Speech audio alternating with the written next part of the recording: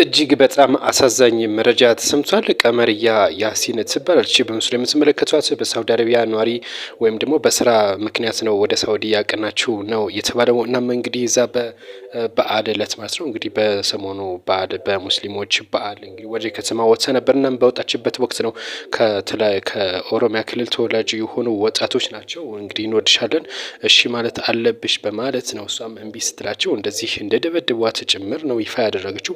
እጅግ ዘግናኝ የሆነ ድብደባ እንደደረሰባት ጭምር ነው የገለጸች የምትገኘው። በርካቶችም ይሄንን ቪዲዮ አይታችሁት ሊሆን ይችላል እየተናገሩበት ነው የሚገኘው። ድጋሚም እንግዲህ በቪዲዮ ወጥታ ሀሳቧን ሰጥታለች። ለብሔር ለማጋጨት አይደለም፣ ሌላ ታሪክ ለመፍጠር አይደለም።